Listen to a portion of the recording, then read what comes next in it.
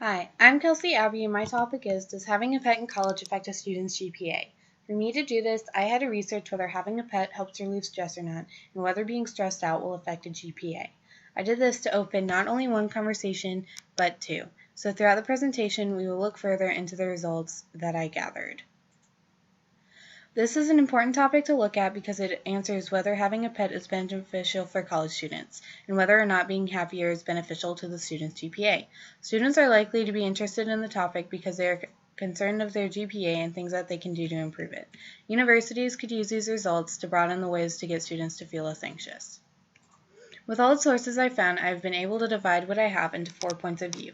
Dale Levine and Sharon Kiss believe having a pet is incredibly beneficial, whereas Megan Tackett lists 5 reasons as to why college students don't need pets. Grace Smith believes that being unhappy is equivalent to unhappy GPAs, and Sarah Bari believes that it's dependable upon the individual.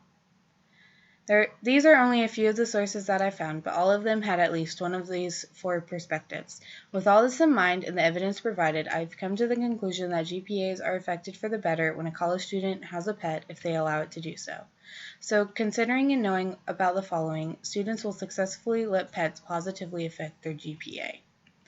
Moving into college is a huge step that most of us has taken. Some of us commute and live at home, which is fine, but many of us live on campus or on off-campus housing. This is a change that we don't fully anticipate until it happens, and then we're forced to adjust. Some of us grew up with pets, and to all of a sudden not have one can have a negative impact on the student's life. Dale Levine discusses how anxiety is one of the major problems facing most college students. Pets are wonderful for them because they give them an outlet so that they don't feel as alone. Animals have been proven to help patients with therapy and make people feel better. They're comforting and help people get their mind off stresses. So when stressed on school, it's easy for a student to go to their pet and seek comfort. So are you aware of the Freshman 15? Sharon Kiss shares another problem seen in college students as being less active in weight gain. Having a pet, specifically a dog, allows pet owners to be active and go outside more often than those who don't have pets. While doing this, students are more likely to make friends, which is another problem many students face when going to a new place. Though Megan Tackett doesn't agree students should have pets, she brings up good points that students should consider before getting one. Pets cost money, they take time, they need to be unanimous in the household, they cause messes, and it's not just a 6-month trial. Knowing all the things you can do to prepare will help you have a pet be a positive influence instead of a negative one. This graph is just one of many that show what it's like to have a pet. College students everywhere like to joke about how broke they are, which isn't false, and pets can cost so much money that you're not ready for. Financial stresses might add another stress onto your life if you're faced with unexpected vet bills. So instead of stressing, students can take the extra effort to balance out their budget so that they're not overwhelmed. Getting a pet could put a strain on your social life.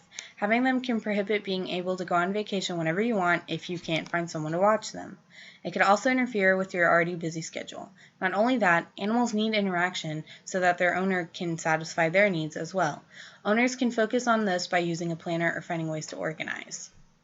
If you have a roommate that's allergic to animals, you should focus on their allergies before you get a pet. If there's a disagreement to who is taking care of the pet when, it could put a strain on you and your roommate's relationship. There needs to be a complete agreement of responsibilities and health issues, and communication is key. Responsibilities should be dispersed fairly. Tackett liked to point out how messy college students are.